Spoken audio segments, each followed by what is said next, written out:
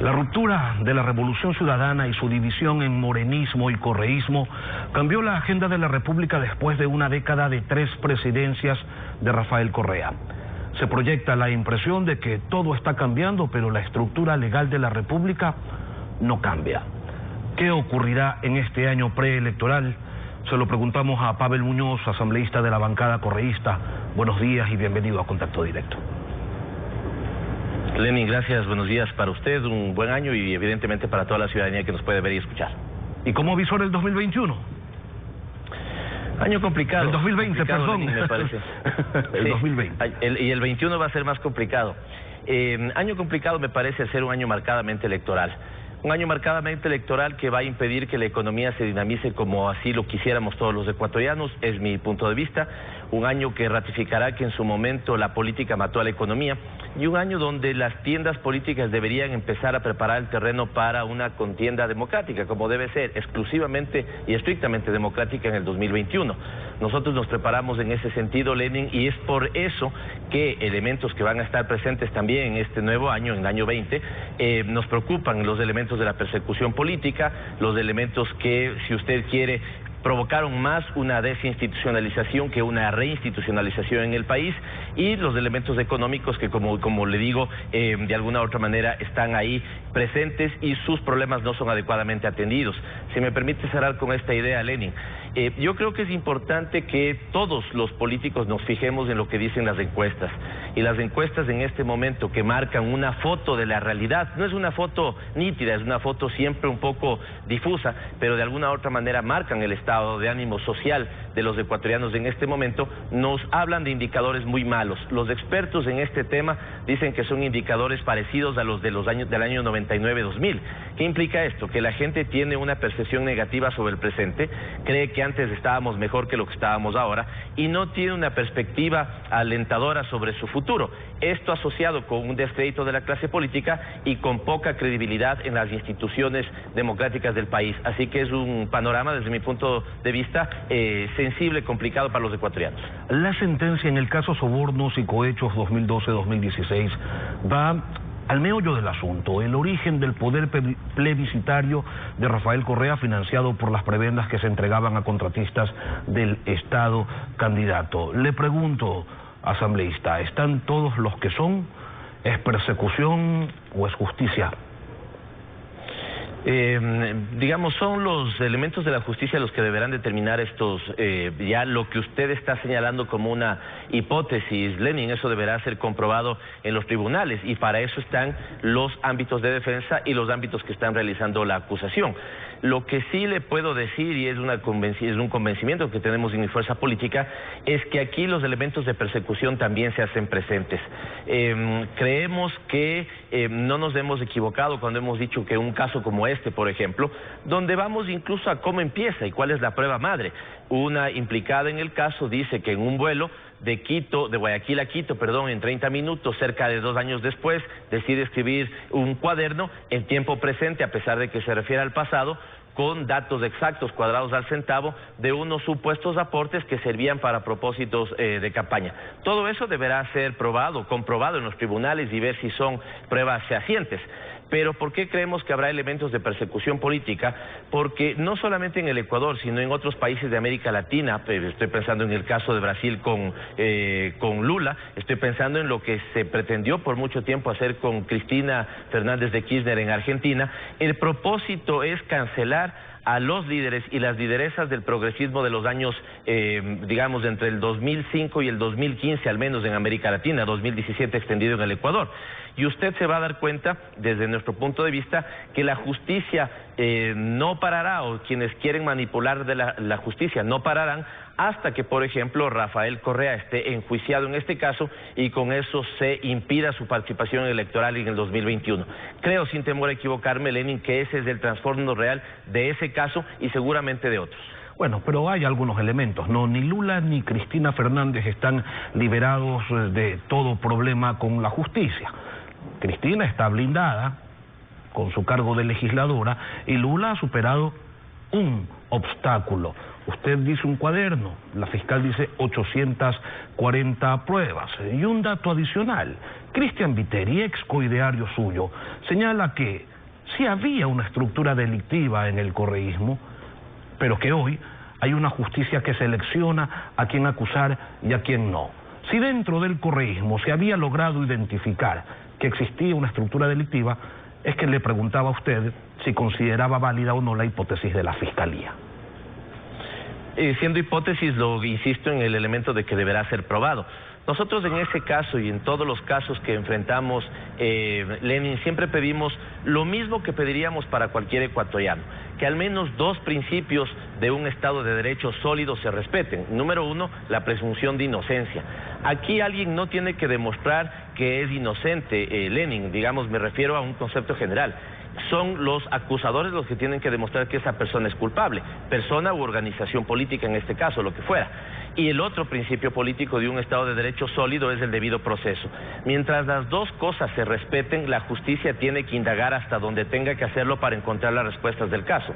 Con lo cual nosotros señalamos tres elementos claros: que se respete el principio de inocencia, que se respete el debido proceso y que cese la persecución política, si es que la persecución política, como creemos nosotros, está presente en este caso. Demostrar, digamos, 800 pruebas, un cuaderno, 700 pruebas, tantos, digamos, ingresos, o tomar en consideración, por ejemplo, la reciente resolución del CNE que habla de aportes lícitos de campaña, eso ya le corresponde probar o defender a las instancias pertinentes y no es mi caso, Leto. Por eso le decía que estructuralmente, al inicio de esta entrevista, que estructuralmente el país no ha cambiado, porque lo mismo de lo que ustedes acusan o reclaman hoy, falta de independencia, persecución política, que no hay un debido proceso, el irrespeto a la presunción de inocencia, era lo que reclamaban y de lo que se quejaban sus opositores ayer.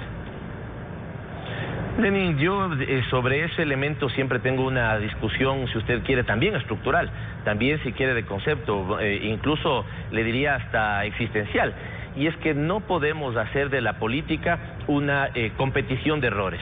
Si es que fuera cierto lo que usted señala, yo en algunos casos pudiera estar de acuerdo, en otros no estoy de acuerdo, pero si fuera cierto lo que usted señala, lo que debemos los ecuatorianos y sobre todo quienes estamos hoy en la política, haciendo incluso, si usted quiere, un corte generacional, es no respaldarnos en el pasado, ni el pasado reciente ni el pasado de hace mucho tiempo, para cometer errores que se pudieron haber dado en tiempos anteriores. Porque si hacemos de la política esta competencia de errores, no vamos a parar nunca con esto, Lenin. Y es ahí cuando yo rescato, por ejemplo, quienes son opositores a la persecución política o quienes son opositores a los procesos de desinstitucionalización, porque al final estos elementos siempre son pendulares. Hoy están unos, digamos, del lado de los acusadores, otros defendiéndose. Mañana esos que están defendiéndose pasarán al lado de los acusadores y otros les tocará defenderse. Y me parece que así el país pierde. No podemos enfocarnos realmente en las necesidades inmediatas de la gente. Fíjese, Lenin, este elemento, nuevamente pensando en las encuestas. Los ecuatorianos vuelven a creer que el problema del desempleo y el problema de la seguridad son los dos problemas importantes que en este momento deben ser atendidos. Pero deberíamos prestarle atención a otros dos problemas que aparecen entre los 5 problemas más importantes que la ciudadanía señala. Número uno es que los ecuatorianos creen que el cuarto problema de mayor incidencia en el país es que no sabemos cuál es el rumbo que está tomando el Ecuador en términos sociales, en términos políticos, en términos económicos. Y un elemento adicional es que la gente dice que no le interesan las disputas entre los políticos. ¿Y a qué me refiero con esto, Lenin? Que si las disputas entre los políticos pretenden utilizar la justicia para callar esa disputa, para enfrentar esa disputa, es decir, no solamente el debate político y la confrontación de ideas, sino instrumentalizar a la justicia para esa confrontación y esa aniquilación, si usted quiere, del otro, no entendido como un adversario político, sino como un enemigo al que hay que eliminar, estamos no caminando hacia adelante, sino, yo diría, en un país del cangrejo, yendo hacia atrás en los elementos que siempre nos han preocupado y que me parece que aquí hay un elemento fundamental.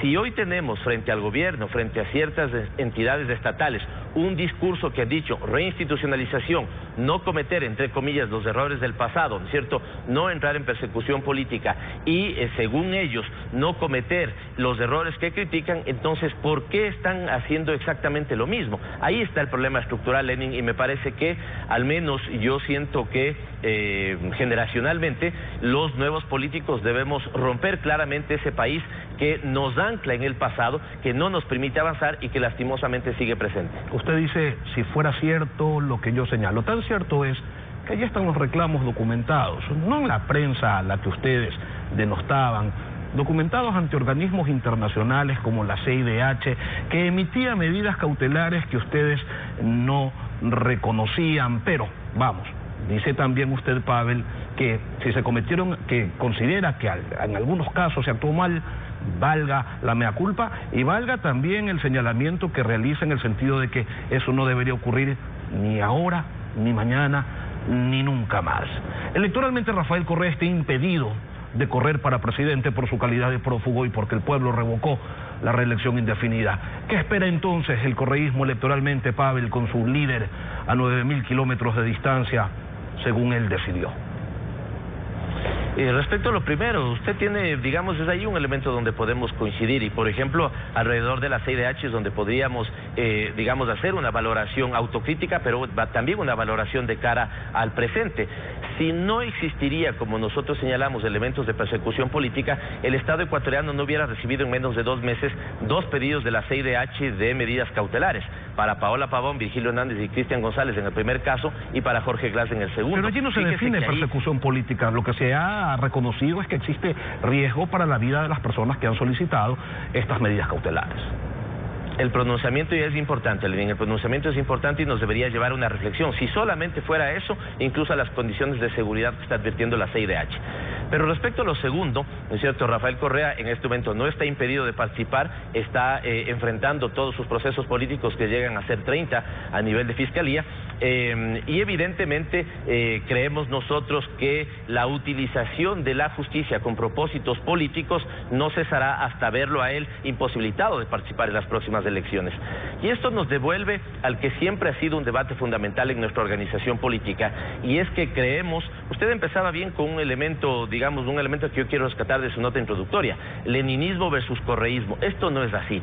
Hay algunos que no entendemos del conflicto así, algunos entendemos el conflicto por apuntalar los principios políticos programáticos de la Revolución Ciudadana o alejarse de ellos, no personalizar esos elementos. Evidentemente Rafael Correa es un gran líder político, el gran líder político del proceso de la Revolución Ciudadana, pero si nosotros hacemos efectiva esta creencia de que no podemos personalizar los procesos políticos, está en nosotros encontrar los candidatos, las candidatas, que de paso puedo decir que hay muchos dentro de mi fuerza política que puedan enfrentar las elecciones del 2021, que usted sabe que tendrán dos andariveles en las que se van a dirimir. Uno en el ámbito legislativo, donde apuntaremos evidentemente a volver a ser una mayoría. Recuerde que en las últimas 4 elecciones hemos sido una mayoría, en este caso más bien el gobierno rompió su mayoría legislativa, nosotros vamos a apuntalar en el 2021 a volver a ser una mayoría, la más grande en el aparato legislativo, y apuntalar también, ¿no es cierto?, la contienda de la presidencia, la vicepresidencia de la República. En ese sentido,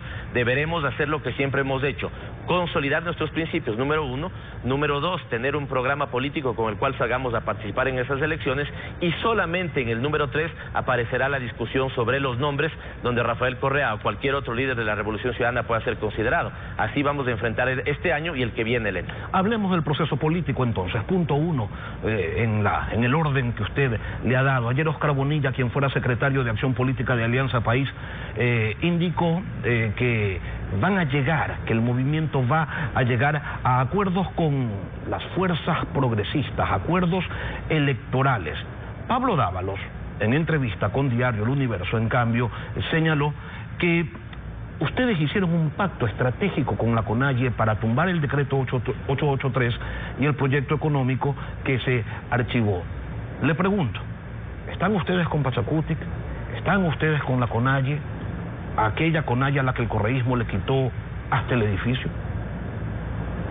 No estamos con Pachacutic y no estamos con la CONAIE. Sin embargo, es evidente que vamos a trabajar por un frente donde todos los que se consideren en el ámbito progresista podamos trabajar. Puntualizo respecto a Pachacutic, puntualizo respecto a la CONAIE. Respecto a Pachacute, fíjese la votación que tuvieron el día lunes de esta semana. Una votación para una sesión absolutamente irregular que comete una inconstitucionalidad desde nuestro punto de vista y que no debió haber contado con ningún voto desde nuestra apreciación personal de ninguna fuerza progresista. Sin embargo, Pachacuti estuvo ahí. Fíjese la posición que tuvo Pachacuti frente a un tema donde también se deja ver, ¿no es cierto?, el lado progresista, por ejemplo, la despenalización o no del aborto por violación. Ahí también tuvimos una votación complicada. Es cierto que distintas fuerzas políticas coincidimos con archivar la peor ley que se ha presentado a la Asamblea Nacional en los últimos años, y esa que le llamamos la ley del saqueo, la ley del desastre, que hubiera sido, digamos, absolutamente perjudicial para la economía ecuatoriana, Lenin. Eso respecto a Pachacútec, a mí me parece que tiene un comportamiento conservador y un comportamiento que no es exactamente el sector progresista en la Asamblea Nacional. Y respecto a la CONAIE creo que sería un error meter a toda la dirigencia en un solo saco. ¿A qué me refiero? Que hay una dirigencia incluso absolutamente anticorreísta, pero hay una dirigencia nueva de la CONAIE con la que estamos obligados a conversar los sectores progresistas, porque son, primero, un actor político existente en este país claramente desde el año 90, y segundo, porque si vamos a pensar seriamente el correísmo, el progresismo, ese progresismo no se puede pensar sin el correísmo adentro, y ese progresismo no se puede pensar sin otros actores, como por ejemplo gran parte del movimiento indígena adentro. Yo creo que sería un gran error, Lenin, querer apostar por un frente progresista anteponiendo los vetos antes que las posiciones constructivas. Y esto porque he escuchado sectores que se creen progresistas, que dicen querer hacer una alianza sin el correísmo dentro, están perdidos. ¿Por qué? Porque nos guste o no nos guste, Lenin, el correísmo tiene fuerza. Y yo no hablo de correísmo, sino de la Revolución Ciudadana. Fíjense en las elecciones del 2019, las que acabaron de pasar las seccionales. El Partido Social Cristiano y la Revolución Ciudadana son los dos primeros movimientos políticos. La Revolución Ciudadana, en las votaciones pluripersonales, aparece primero, segundo el Partido Social Cristiano, y en las uninominales el Partido Social Cristiano primero y la Revolución Ciudadana segunda. La diferencia es de 1 o 2 puntos en cada una de estas elecciones. Por lo tanto, no querer reconocer la fuerza electoral que supone el correísmo con sus principios y su propuesta programática de transformación para el país sería un grave error de los sectores progresistas, así como sería un grave error nuestro creer que solos podemos enfrentar el próximo proceso electoral y no con lo que debemos hacer, sino la conformación de un gran frente del progresismo que enfrente a los sectores de derecha y a los sectores conservadores. En función de esto último que usted ha señalado, en algunos casos correísmo en primer lugar, en otros socialcristianos en segundo, los líderes populistas en el exilio o electoralmente marginados suelen convertirse en grandes electores. Por ejemplo, Abdalá Bucaram en 1998 con Álvaro Noboa, o en su momento el mismo Lucio Gutiérrez. Usted ha dicho que tienen muchos precandidatos o posibles candidatos dentro de su organización, pero yo le consulto, Pavel, ¿qué posibilidad existe de que apoyen una candidatura presidencial de Jaime Nebot, con quien jugaban al voto cruzado y con quien han tenido más de una coincidencia en la Asamblea? No jugamos a nada con el Partido Social Cristiano ni al voto cruzado. Sí hemos tenido algunas coincidencias y me parece que esas coincidencias son desde polos distintos, porque pensamos la política de manera distinta. Eso no ha dejado de pasar. El Partido Social Cristiano sigue pensando desde una andaribela política, nosotros seguimos pensando desde otro, pero sí creo que cuando ha habido una discusión de Estado, si usted quiere, cuando ha habido un problema de Estado, quienes han estado al frente de la administración del Estado, sea en la presidencia, sea desde un gobierno local, como ha sido el caso del Partido Social Cristiano o como ha sido el caso de la Revolución Ciudadana, podemos entender y distinguir los problemas de Estado de los problemas gremiales y corporativos, cosa que no sucede en otras fuerzas políticas. Déjeme ponerle el caso de Creo en este momento. Me parece que en este momento el verdadero vocero del Ejecutivo es la bancada de Creo, sin darse cuenta del grave perjuicio que se está generando en términos políticos. ¿Por qué no se da cuenta de esto? Porque detrás está un acertado acuerdo económico, si usted quiere. Fíjese con lo que pasó el año anterior, que ya discutimos, ya fue un año, récord en utilidades de la banca, llegando a 540 millones de dólares de utilidades. Hoy, sin considerar diciembre, ya estaban en 560 millones de dólares, recogido por una prensa que, dicho sea de paso, permítame el paréntesis, termina siendo muy golpeada también en su credibilidad en octubre. Esa misma prensa reconoce que ahí los bancos están ganando de esa forma. Y en ese sentido, usted puede encontrar que lo que funciona como un acuerdo político, me refiero a creo, con la bancada de gobierno, en realidad tiene que ver con un acomode económico. En cambio, quienes tenemos una perspectiva de la administración del Estado, hemos podido coincidir con el Partido Social Cristiano, con el propio Pachacute. Fíjese, en la, archivo de esa terrible ley, de esa nefasta ley económica, pudimos coincidir. Pero ya cuando se vaya aclarando el panorama del 2021, va a quedar claro que seguramente pensamos tanto la política como la sociedad y la economía de manera distinta. Y por lo tanto, no creo que sea válido pensar que ellos apoyarían una candidatura como la Revolución Ciudadana o nosotros una candidatura como el Partido Social Cristiano. Nosotros vamos a trabajar con todos los sectores del progresismo, esto es, desde el sector de izquierda hacia el centro, donde creemos que debemos trabajar. Seguramente el Partido Social Cristiano hará lo contrario, desde el centro a la derecha, sí, y al final del día nos encontraremos, creo yo, en la segunda vuelta, dos modelos de sociedad: los que creemos por más equidad, más justicia, más igualdad, y los que de alguna u otra manera siguen creyendo que el mercado es la entelequia para superar los problemas sociales. Al final del día serán los ecuatorianos los que diriman, y no tenemos duda de que dirimirán como desde el año 2006 a favor de un gobierno que trabaje por la gente. Y en cualquiera de esos dos modelos, la prensa, Pavel, no es que reconoce o deja de reconocer, la prensa solamente registra. Eso es algo que lamentablemente no terminan de entender. Pavel Muñoz, asambleísta de la Revolución Ciudadana, gracias por venir a Contacto Directo. Lo propio, Lenin.